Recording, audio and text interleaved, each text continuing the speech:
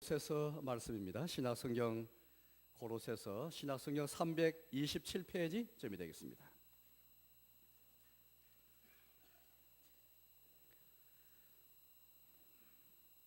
신약성경 고로새서 3장 1절에서 4장 1절까지를 제가 봉독하겠습니다. 신약성경 327조쯤이 되겠습니다. 그러므로 너희가 그리스도와 함께 다시 살리심을 받았으면 위의 것을 찾으라. 거기는 그리스도께서 하나님 우편에 앉아 계시느니라. 위의 것을 생각하고 땅의 것을 생각하지 말라. 이는 너희가 죽었고 너희 생명이 그리스도와 함께 하나님 안에 감추어졌음이라. 우리 생명에 계신 그리스도께서 나타나실 그때에 너희도 그와 함께 영광 중에 나타나리라. 그러므로 땅에 있는 지체를 죽이라. 곧 음란과 부정과 사욕과 악한 정욕과 탐심이니 탐심은 우상 숭배니라. 이것들로 말미암아 하나님의 진노가 임하느니라. 너희도 전에 그 가운데 살 때에는 그 가운데서 행하였으나 이제는 너희가 이 모든 것을 벗어버리라. 곧 분함과 노염과 악의와 비방과 너희 입에 부끄러운 말이라. 너희가 서로 거짓말을 하지 말라. 옛사람과 그 행위를 벗어버리고 새 사람을 입었으니 이는 자기를 창조하신 이의 형상을 따라 지식에까지 새롭게 하심을 입은 자니라. 거기에는 헬라인이나 유대인이나 할레파나 무할레파나 이방인이나 서구디아인이나 종이나 자유인이 차별이 있을 수 없나니 오직 그리스도는 만유시요 만유 안에 계시니라. 그러므로 너희는 하나님이 택하사 거룩하고 사랑받는 자처럼 긍휼과 자비와 겸손과 온유와 오래 참음을 옷 입고 누가 누구에게 불만이 있거든 서로 용납하여 피차 용서하되 주께서 너희를 용서하신 것 같이 너희도 그리하고 이 모든 것 위에 사랑을 더하라. 이는 온전하게 맺은 띠니라. 그리스도의 평강이 너희 마음을 주장하게 하라. 너희는 평강을 위하여 한 몸으로 부르심을 받았나니 너희는 또한 감사하는 자가 되라. 그리스도의 말씀이 너희 속에 풍성히 거하여 모든 지혜로 피차 가르치며 권면하고 시와 찬송과 신령한 노래를 부르며 감사한 마음으로 하나님을 찬양하고 또 무엇을 하든지 말이나 일이나 다 주 예수의 이름으로 하고 그를 힘입어 하나님 아버지께 감사하라. 아내들아 남편에게 복종하라. 이는 주 안에서 마땅하니라. 남편들아 아내를 사랑하며 괴롭게 하지 말라. 자녀들아 모든 일에 부모에게 순종하라. 이는 주 안에서 기쁘게 하는 것이니라. 아비들아 너희 자녀를 노엽게 하지 말지니 낙심할까 함이라. 종들아 모든 일에 육신의 상전들에게 순종하되 사람을 기쁘게 하는 자와 같이 눈가림만 하지 말고 오직 주를 두려워하여 성실한 마음으로 하라.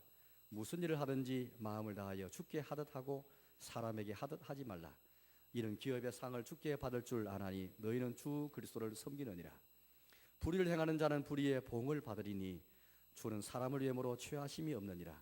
상전들아 의와 공평을 종들에게 베풀지니 너희에게도 하늘에 상전이 계심을 알지어다. 아멘. 오른 중간에 명절 설이 다가오기 때문에 저는 여러분들에게 오늘 말씀을 가지고 가정에 대해서 하나님 말씀을 전하고자 합니다. 최근에 우리가 그 국제시장 아마 영화 보시는 분이 많이 계실 텐데요. 저도 봤습니다만은 정말 가족 영화로서 흥행한 성공한 그런 영화였습니다. 얼마나 가족이 소중한지 가정이 얼마나 귀한지 보여주는 그런 영화였는데 특별히 가정을 위해서라면 모든 것을 희생한 우리 아버지에 대한 그런 영화였습니다. 아시겠어요? 그 영화의 그 배경은 6.25 동란 직후인데요. 1.4부터 때 흥남무도에서 이제 주인공이 그 당시 어린 남자아이였습니다. 아버지와 여동생을 그렇게 이제 잃어버리지 않습니까? 이제 아버지가 이제 그 아이에게 장남에게 이제 어린아이지만은 부탁합니다. 가족을 지켜라. 그렇게 이제 부탁을 합니다. 또 부산에 고모가 있으니까 고모의 국제시장에 가서 고모를 찾아서 내가 올 때까지 기다리라. 그렇게 이제 말합니다. 바로 그 아버지의 말을 지키기 위해서 이 주인공은 덕수죠. 덕수는 평생 동안 자기의 꿈을 다 저버립니다. 바다에 배를 타는 선장이 되고 싶었지만은 선장 꿈을 다 저버리고 가족을 지키기 위해서 어머니 또 남동생 또 여동생을 이렇게 지키기 위해서 또 돌아올 아버지와 여동생을 기다리면서 베트남 전쟁에 참전하기도 하고 또 그 이전에 독일에 탄광에 광보로 가서 일하기도 하고 말할 수 없는 그런 고생과 희생을 많이 했습니다. 그 영화는 정말 우리 시대 아버지에 대한 정말 좋은 영화고 가족의 소중함을 보여준 좋은 영화인데요. 저는 그 영화 보면서 우리의 문화에 대해서 한번 생각을 해보았습니다. 우리 한국 사회의 학자들은 우리 한국의 가족을 중시하고 또 가족을 소중히 여기는 이 문화를 가리켜서 다른 사회, 다른 나라의 사회와는 좀 비교가 될 만한 독특한 점이 있습니다. 물론 세계적으로 어느 나라도 어느 민족도 가정을 소중하지 않는 그런 민족이 없지만은, 그러나 특별히 우리 한국 사회의 가족 중심은 가족을 절대시하는 이 가족 중심의 문화가 사회까지 연결되는 독특한 문화를 갖고 있다고 그렇게 말합니다. 저의 말이 아니고 제가 최근에 몇 권의 책을 읽었는데요. 가족에 대한 책을 읽었는데, 한 사람은 서울대학교 사회학과 교수고 한 사람은 이화여대 사회학과 교수였습니다. 가족에 대한 이 사회학, 우리 사회의 가족을 분석해서 한국 사회에서 가족 구성으로 사는 것이 어떤 의미가 있는가, 이게 잘 분석한 그런 책이었습니다. 저는 이 책을 읽으면서 우리의 문화에 대해서 다시 한번 알게 되었고, 아버지 이 국제시장 영화를 보면서 다시 한번 이 가족이 무엇인지, 적어도 한국 사회에서 가족이 무엇인지, 그 가족 일원으로 사는 것이 무엇인지 다시 한번 피부로 느끼게 되었습니다. 우리 한국 사회에서 이 가족이라는 것은 학자들의 말에 의하면 흔히 간단하게 말하자면 가족주의 혹은 가족 중심주의라는 용어로 그렇게 이제 일컬고 있습니다. 이 말이 뭐냐니까, 개인은 가족 안에서 다 파묻혀 버립니다. 매몰되어 버립니다. 개인보다는 가족이 더 소중합니다. 집이 가문이 내 개인보다 더 소중한 거예요. 그래서 개인은 가족에 의해서 분화되지 못합니다. 독립하지 못하는 겁니다. 아무리 자녀들이 있어도 결국에는 가족에 파묻혀서 독립하지 못하고, 부모도 또 자녀를 또 가족에 의해서 독립하지 못하고, 서양 같은 경우에는 가정에서 출발했지만은 마지막은 양돈으로 끝마치지만은, 우리의 경우는 가족에서 시작해서 마지막도 가족으로 끝마쳐버리는 독특한 그런 문화를 갖고 있습니다. 이런 가족 관계에서는 평등하지 않습니다. 아버지가 가부장으로서 권위를 행사하고 나머지 가족들은 다 그 권위 아래에 있는 평등하지 못하는 가정도의 서열이 있습니다. 이 서열의식, 이 모든 것들이 가정 안에서만 끝마치지 않고 이게 우리 사회의 모든 분야로, 모든 영역으로 확대돼가는, 그래서 우리 사회의 권위주의 문화, 우리 사회의 감투의식, 감투를 지향하는 의식, 우리 사회의 서열의식, 우리 사회에서 사람들끼리 누구하고 친하든지 누구하고 거리가 멀든지 친소의식, 이 모든 것들이 가정에서 다 출발했다고 학자들은 사회학을 연구하는, 가족을 연구하는 학자들이 이렇게 공통적으로 이렇게 말하고 있습니다. 어느 세계에서나 가정이 소중하지만 가정의 문화가, 가족 간의 관계가 사회까지 확대되는 것이 가족주의고 가족주의인데, 이것이 우리 사회에 나타나는 겁니다. 이런 사회의 저와 여러분들이 성도를 부름받았고 하나님의 교회에 속해 있습니다. 저와 여러분에게는 복음이 있습니다. 주님의 교회가 있습니다. 이 주님의 집에는 복음이 선포되어지고 우리는 복음의 능력을 믿으며 살아갑니다. 이제 우리가 성교 130일 맞으면서 우리에게 임한 이 복음이 어떻게 우리의 문화를 새롭게 하고, 어떻게 잘못된 문화의 요소가 있다면 이 문화를 극복해서 복음이 문화를 이끌어가는, 우리의 복음이, 우리의 교회가 문화에 이끌려가는 것이 아니라 복음이 문화를 지도하고 문화를 변혁하고 문화를 새롭게 하고 문화를 계획하는, 고쳐나가고 개선해 나가는, 이것이 이제 우리의 사명인데, 저는 오늘 이 말씀을 가지고 여러분께 그렇게 이런 우리 시대의 우리의 과제가 무엇인지, 이런 문화 속에 살아가는 우리의 사명과 우리 나아갈 바가 무엇인지를 말씀을 통해서 여러분께 설교를 하려고 합니다. 가족중심주의나 가족주의 문화에서는 결혼이나 노후라든지 죽음을 한번 생각해 보십시오. 적어도 서양을 보면 알 수 있는데, 물론 서양에서도 결혼할 때에 부모가 자녀를 위해서 이런저런 조언도 하고 많이 도와줍니다. 그러나 우리 한국 사회는 결혼할 때 모든 혼수 비용을 부모가 다 대어줍니다. 거의 예외가 없습니다. 결혼할 때에도 청년들이 부모에게서 독립하지 못합니다. 정세적으로도 그렇고 경제적으로 독립하지 못합니다. 다 부모에게 손을 벌려서 부모의 도움으로 결혼을 합니다. 결혼 이후에도 양가의 부모가 결혼 생활에 개입합니다. 이것 때문에 가정이 혹 어려움을 처한 가정도 보게 됩니다. 노후도 마찬가지죠. 서양 같은 경우에는 노후에는 부모가 자녀를 의존하지 않습니다. 양도에 갑니다. 그러나 우리의 경우는 끝까지 마지막 노후까지, 마지막 죽음까지 자녀를 의존하는 것이 우리의 모습들입니다. 부모도 자녀를 의존하고 또 자녀도 부모를 모시는 것이 우리의 문화입니다. 물론 좋은 점도 많이 있습니다. 죽을 때 어떻게 합니까? 죽을 때도 내가 죽어 없으시더라도 자식을 통해서 내가 영생을 얻을 것을 기대하는 것이 우리의 문화입니다. 이 가족주의거든요. 그래서 내가 살아서 영생하기 위해서는 자식이 있어야 되겠는데 특별히 남자아이를 선호하는 이유가 바로 여기 있지요. 왜냐하면 자식이 없으면 내가 영생할 기회가 없었기 때문에 자식을 낳아야 되고 특별히 남자아이를 낳아야만 내가 살아서 영생할 수 있는 것입니다. 그 고리가 바로 제사입니다. 제사는 장남이 맡아서 독점권을 가지고 독점해서 제사를 이끌어 갑니다. 1년에 한 차례 제사를 지내고 명절마다 모이는 것이죠. 그래서 만약에 남자아이를 낳지 못하면 여자들은 그 집안 사람 되지 못합니다. 남자아이를 낳아야만 그 집안 사람이 되는 것이죠. 또 나가서 아들 못 낳으면은 양자를 듣더라도 계속해서 제사를 지내게 하고 영생하기를 원하는 것입니다. 따라서 한국 사회에서 가족은 어떤 의미에서는 소중한 정도가 아니고 그 이상입니다. 하나의 종교와 같습니다. 우리는 혹 누가 돌아가시면은 조상의묘를 잘 써야만 현세의 자식이 복을 받는다는 생각이 아주 강력합니다. 이건 종교인 것이죠. 조상의묘를 잘 못 쓰면 나에게 화가 임하기 때문에 묘를 잘 쓰려고 하는 것입니다. 이 종교의식이 의식입니다. 그래서 많은 학자들은 우리 사회에서 가족은 종교이고 조상이 신이고 제사가 우리의 예배이고 신도는 우리의 가족이다, 그렇게 말했습니다.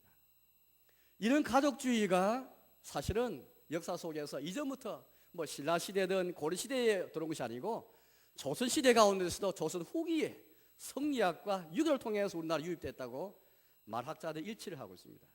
본래 우리의 전통이 아니었습니다.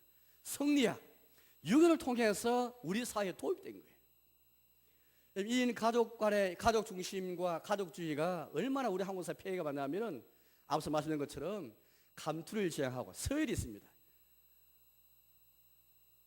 이런 가족주의 문화에서는 우리 국제시장에 보는 것처럼 아버지는 가족을 지키기 위해서 국가가 못 지키는 참 가족을 위해서 희생을 많이 하지만 그러나 그 희생 속에 많은 가족들이 억압을 당하고 때로는 비인격적인 대우를 받게 되는 것인데 이런 것들이 우리의 가정에서 마치 거치지 않습니다. 가족 간에서도 서열이 있습니다. 여자들이 이 서열 속에 들어오지 못하죠. 남자 가운데서도 장남이 가장 첫 서열에 끼어드는 것입니다.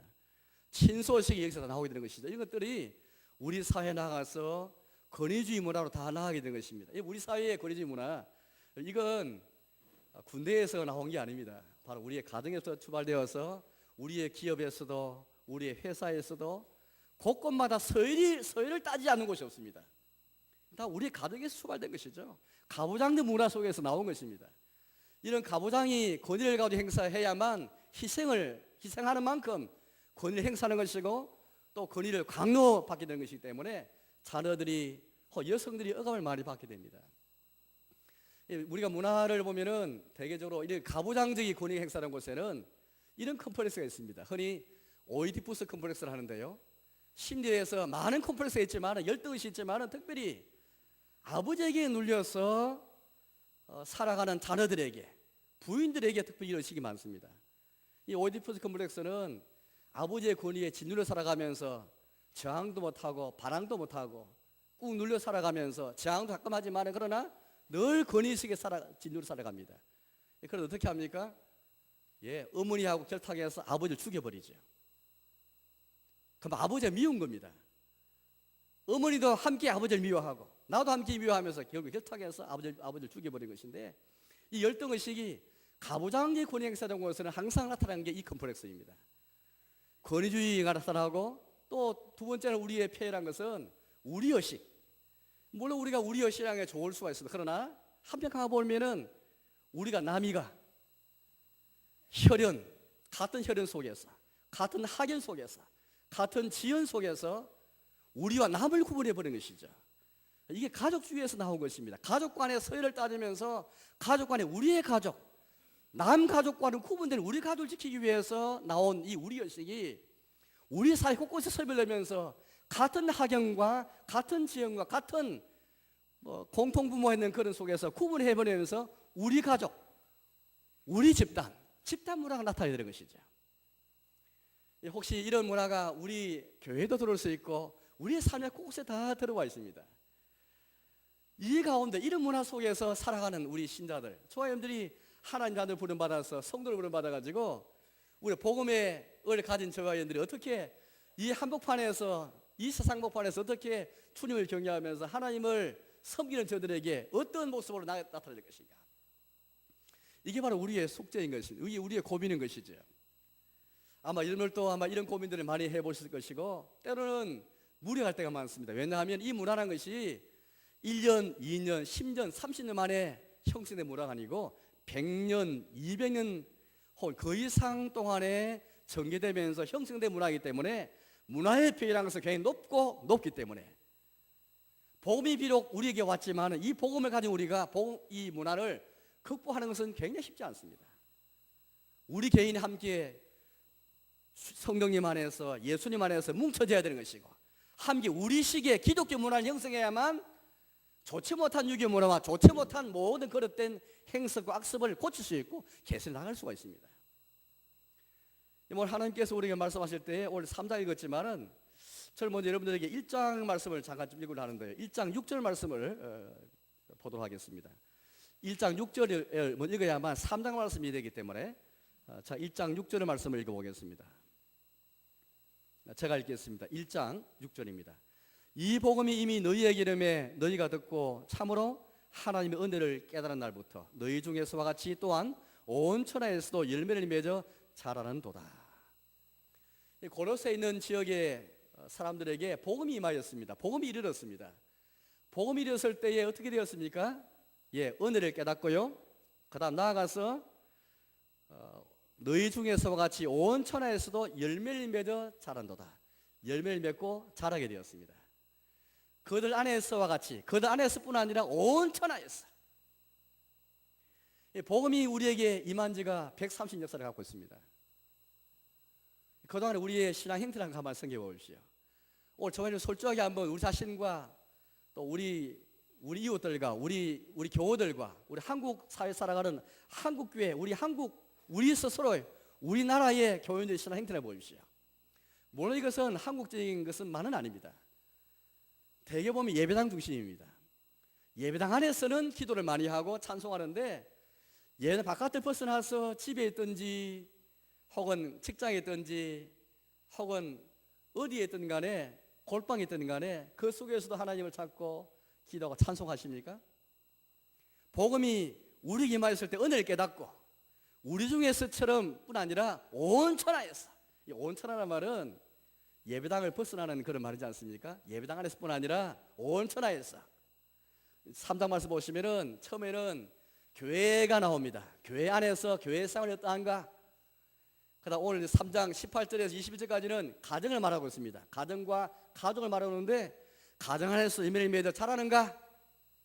또 나아가서 이 종과 상전의 관계를 우리에게 말씀하시면서 직장에서 우리의 일과 노동의 영역에서도 하나님 복음이 이르렀을 때에 은혜를 깨닫고 거기에서 열매를 맺고 자라는가? 돈 주고 있고 4장 1에서 5절까지 말씀은 외인을 향하여서 우리가 만나는 불신 이웃들, 우리 불신 그런 친구들이 많은데 그런 지인들에게도 그를 향한 자세에 있어서도 얼마나 열매면서 자라는가? 이 교훈을 3장 말씀에서 우리 주고 있습니다. 따라서 오늘 이 1장 6절의 말씀은 굉장히 중요한 말씀인데 3장 들어가기 전에 주는 말씀입니다. 이 복음이 이르렀을 때 얼마나 한국 사회에서 한국 문화, 우리의 문화 속에서 얼마나 복음이 문화를 이끌어가고 문화를 변화시켜 나가고 문화를 주도해가면서 기독교 문명, 기독교 문화를 이끌어가는가. 물론 130 역사 동안에 기독교의 가치, 가정에 대한 가치, 복음에 합당한 가치들이 우리 사회 곳곳에 많이 녹아 있습니다. 그러나 여전히 우리 역부족인 것들이 많이 있습니다. 가족의 문화와 우리 사회의 권위주의 문화와 혈연, 지연, 학연, 육심, 집단문화를 보면서 가족이 변하지 않고는, 가족관계 변하지 않고는, 우리 개인이 자아가 개혁되지 않고는 우리 교회가 개혁되기 힘들고, 교회를 통해서 사회에 나가는 성도를 통해서 사회개혁이 이루어지기 힘든 것입니다. 정말 노사문화가 변혁되기 원하십니까? 우리의 혈연문화, 집단문화, 권위주의 문화가 변화되기 원하십니까? 그거는 기업의 문제가 있는 게 아니고, 군대가 문제가 아니고 우리의 자신과 가정의 문제가 있는 것입니다. 적어도 한국의 학자들은 가족주의라는 이 개념과 이 사상을 통해서 가족 간의 서열과 가족 간의 권위의식을 통해서 이것이 사회 확대해 나가는 독특한 가족주의가 한국에 있다는 것을 그렇게 정리해내리고 있습니다. 아마 여러분들 수용하기 어려울지 모르겠습니다. 저는 외국의 맨들을 살면서 다시 한번 우리나라의 문화를 한번 되새겨볼 그런 기회를 가졌습니다. 우리 안에 있으면 우리 잘 보지 못합니다. 우물 안에 개구리식으로, 우물 안에 개구리 있으면 개구리는 우물 밖의 세상을 알지 못합니다. 자유이든 타정 안에 외국에 나가보면은 우리의 문화가 무엇인지, 우리 민족의 가치가 무엇인지, 우리가 무엇이 남이 무엇인지를 비교해 볼 수 있고 한번 생각해 볼 수 있는 기회를 갖게 됩니다. 물론 그런 기회에 있다 해서 다 그런 객관 생각을 가진 것은 아니지만은 저는 적어도 맨들을 통해서 한번 우리의 문화가 무엇인지, 특별히 가족주의에 대해서 생각을 해본 적이 많습니다. 우리의 권위주의 문화가, 우리의 집단 문화가, 우리 의식이, 우리 교회, 남교회, 우리 지방, 너희 지방, 우리 지역, 너희 지역, 어디서나 볼 수 있는 파벌의식, 서열의식, 권위의식, 이 한복판에 살아가는 성도와 교회가 어떻게 복음이 일어설 때 온 천하에서 같이 열매를 맺을 수 있고 자랄 수 있는가? 이게 우리의 과제인데, 우리 물론 영혼은 구원을 위해서 전도도 많이 하고 선교해야 되지만은, 그러나 전도 선교는 그에 걸맞게 이 사회에 살아가는 복음이 있는 우리 교회가, 우리 성도가 변화받지 않으면은, 전도와 선교와 함께 기독교의 문화와 문명을 이루지 못하면은, 우리의 거듭된 문화를 개선해 나가지 못하면은 전도 선교의 선에서는 성장이 멈출 수밖에 없습니다.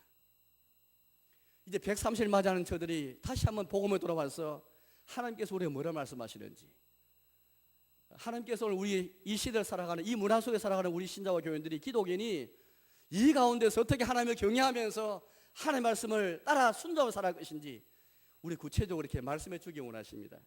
3장 2장 6절을 다시 보겠는데요, 2장 6절을 또 제가 다시 보겠습니다. 2장 6절과 7절 말씀 제가 읽어보겠습니다. 그러므로 너희가 그리스도 예수 안에서 예수를 주로 받았으니 그 안에서 행하되 그 안에 뿌리를 박으며 세움을 받아 교훈을 받은 대로 믿음에 굳게 서서 감사함을 넘치게 하라. 우리는 다 예수님을, 그리스도 예수를 주로 다 받았습니다.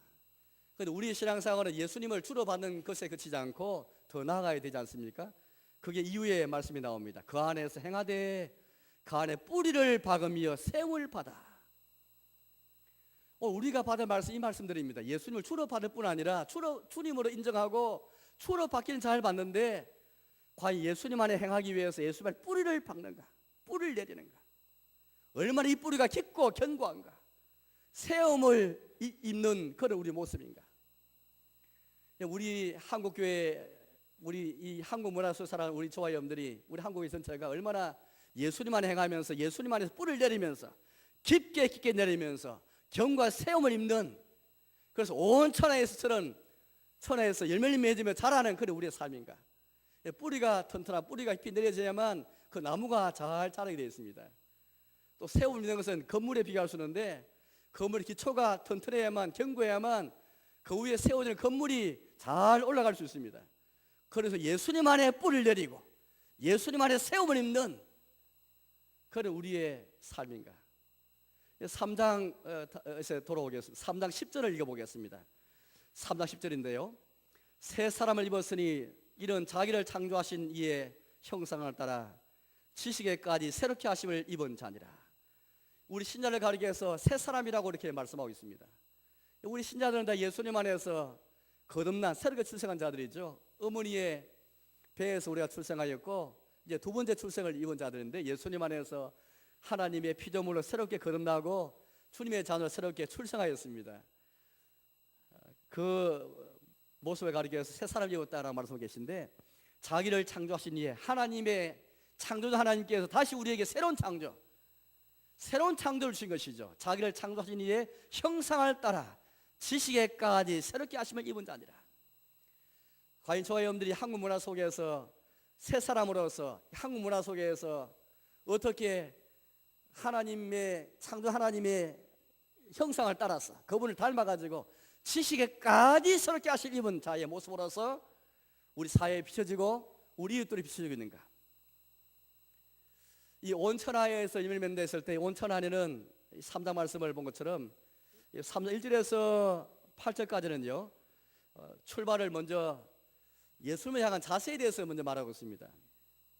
이게 말씀 보니까 3장 1절에 이렇게 말씀하고 계신데요, 3장 1절을 제가 읽어보겠습니다. 그러므로 너희가 그리스도 예수와 함께 다시 살리심을 받았으면 위의 것을 찾으라. 거기는 그리스도께서 하나님 우편에 앉아 계시느니라. 우리가 하나님 안에서 예수님 안에서 뿌리를 내리며 자라는 시작은 예수님을 향한 자세입니다.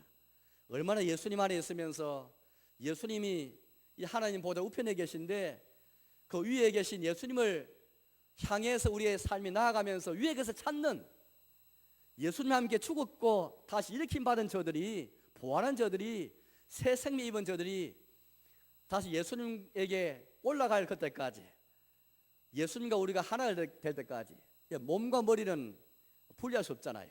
우리 머리 예수님이시고 우리는 그분의 몸인데, 머리시 예수님이 먼저 부활해서 하나님 보좌 우편에 앉아 계십니다.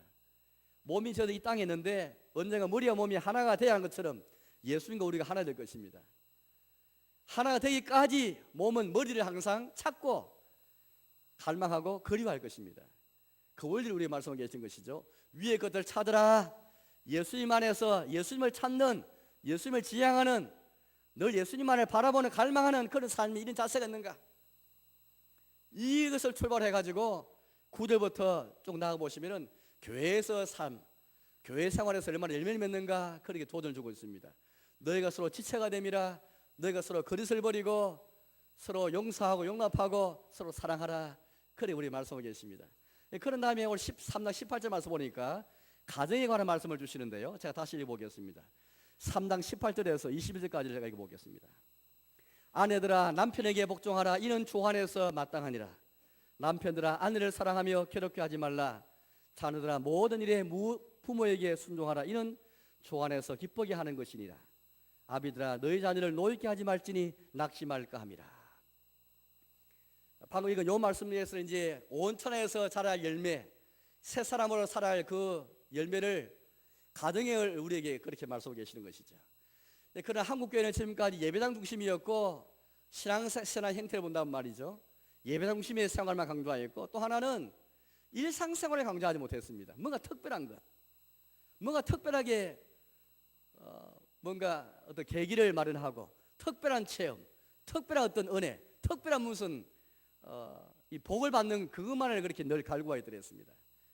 그럼 오늘 3장 말씀 본 것처럼 교회 생활에서, 가정 생활에서, 또 22절부터는 종과 상대의 관계를 말씀하시면서 우리의 노동과 일의 영역 속에서, 노사관계에서, 또 4장 1절부터 4장 6절까지는 외인에 대해서, 얼마나 불신 이웃에 대해서 이렇게 여러분들이 열매는가 그렇게 우리에게 이제 도전을 주면서 말씀을 하고 있습니다. 이제 130역사를 우리가 성경역사를 우리가 한번 뒤돌아보면서 또 새롭게 우리 나아가면서 복음이 우리에게 있을 때에 얼마나 한국교회가 지금 예수님 안에서 뿌리를 내리고 세월 잇고 있는가? 얼마나 온천하에서, 가정에서도, 노동에서도, 직장에서도, 외인을 향해서도 얼마나 열매에서 자라가는가? 하나님께서 우리에게 지금 이렇게 도전을 주고 있습니다. 얼마나 복음이 우리의 문화를 정복하고 우리의 문화를 이끌어가면서 우리의 문화를 지도하고 우리의 문화의 거짓의 정체를 벗기면서 문화의 속성이 무엇인지, 이 문화의 거짓이 무엇인지, 문화에 담긴 우리 죄가 무엇인지를 밝혀내면서 바른 문화, 기독교 문화, 예수님이 이끄시는 문화, 예수님이 중심이 되신 문화로 이끌어가기 위해서 얼마나 애를 쓰고 있는가? 이 교훈을 우리에게 주고 있는 것입니다. 특별히 오늘 18절에서 22절까지는 가정에 관해서 말해주시는데요, 이 네 구절 말씀 보시면은 원래 골로새서 말씀이 그 당시 주어진 그 당시와 비교하면 너무나 파격적이었습니다. 하나님께서 가정에 대해 주시는 교훈, 첫째 교훈은 오늘 성경 우리의 분명히 가족 간의 상호 의무가 있음을 우리에게 말하고 있습니다. 남편은 아내에 대해서, 아내는 남편에 대해서, 자녀는 부모에 대해서, 부모는 자녀에 대해서 각각 상호 의무가 있습니다. 우리가 지금 당연히 와닿을지 모르겠지만은, 그러나 그 당시 이 성경에 기록된 당시를 생각해 보시면 파격적입니다. 왜냐하면은 그 당시 유대교나 그 당시에 세계했던 헬라, 그리스 문화에서는 여성들은, 자녀들은, 아이들은 물건 취급받았습니다. 오로지 아내가 남편에게만 가지는 의무밖에 없었고요, 자녀들이 부모께 대해 가지는 의무밖에 없었습니다. 의무는 일방적이었습니다. 오늘 성경 말씀처럼 하나님의 복음이 말씀한 것처럼 상호간의 의무에 대해서 말하고 있지 않고 일방적인 아내만 남편에게, 자녀가 부모에게 순종과 복종만 요구한 것이 그 당시의 문화였고, 이제 우리 한국 문화를 보십시오.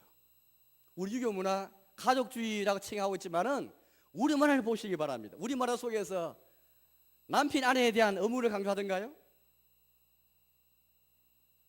자녀가 부모에 대한 의무를 강조했지만은, 그러나 부모가 자녀에 대한 의무를 강조하고 있습니까?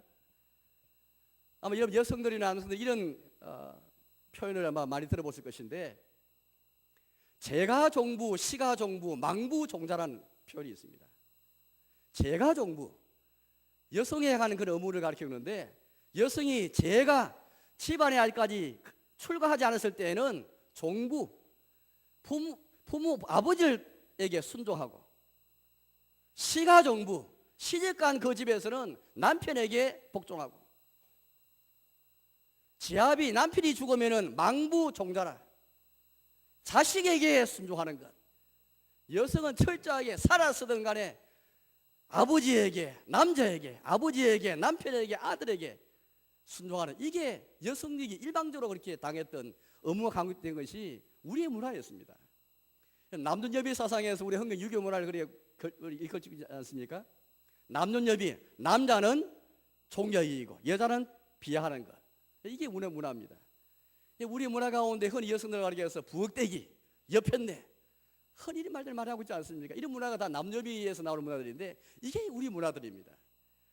유교나 헬라사회만 있는 게 아니고 우리의 문화 속에서 가족주의, 가부장의 권위만 강조되는 사회에서는 결국에는 상호문을 강조할 수가 없습니다.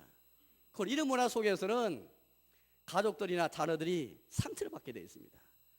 우리의 많은 자녀들이 어른이 되었지만 어른의 역할을 하지 못하며 여전히 부모에게 정서적으로나 경제적으로 독립하지 못하고 있습니다.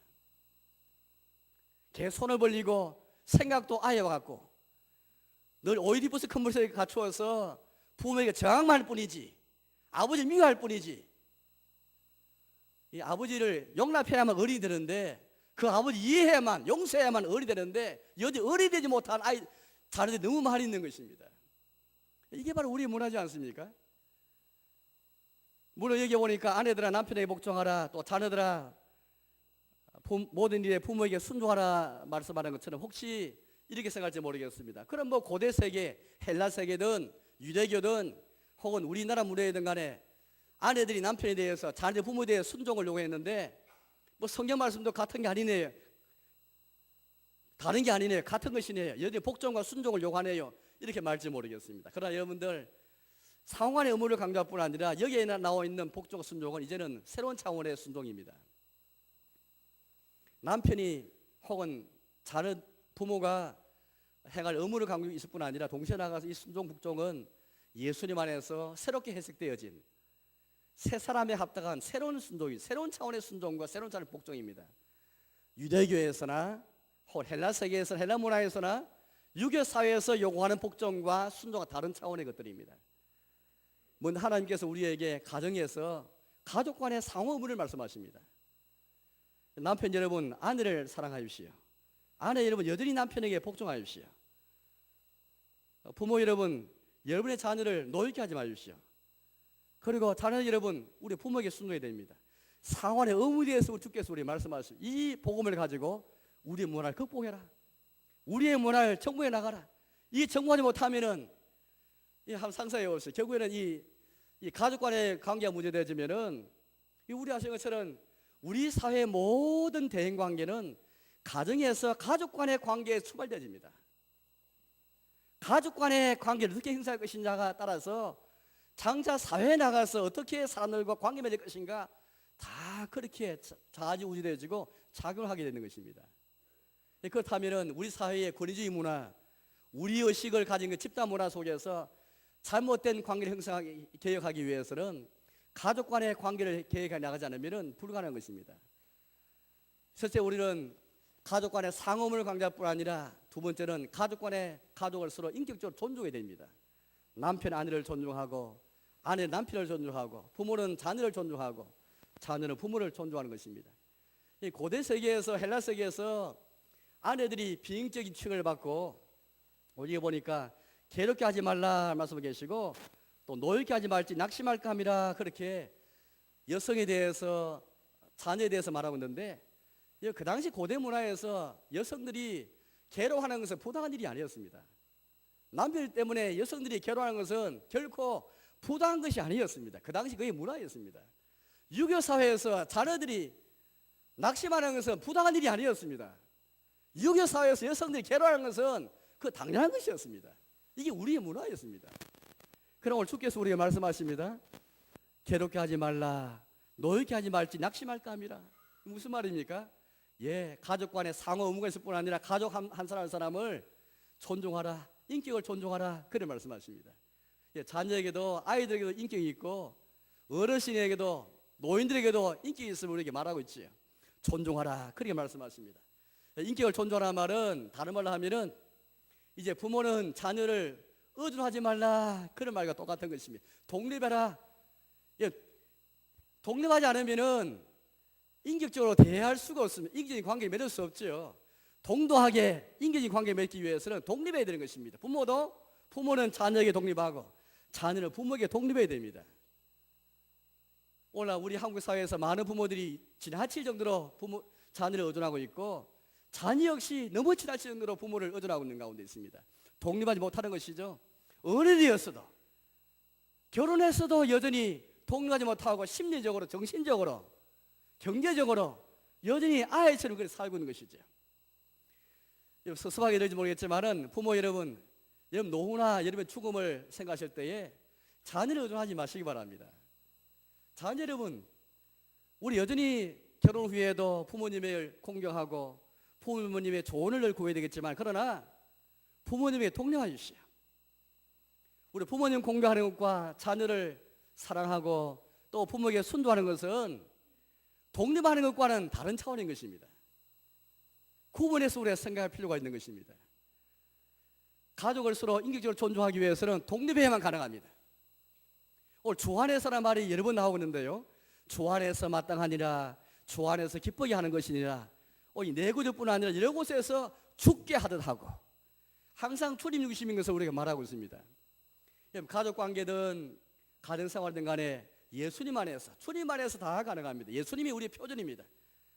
얼마나 여러분들 우리 가족 관계 형성하실 때에 우리 가정을 생각하고 가족을 돌보실 때에 얼마나 예수님께서 그 가운데 우리 표준이심을 생각하면서 예수님 안에서 뿌리를 내리기 위해서 얼마나 예수님 안에서 주 안에서 이렇게 순종하고 사랑하면서 가족 간의 관계를 형성하고 있습니까?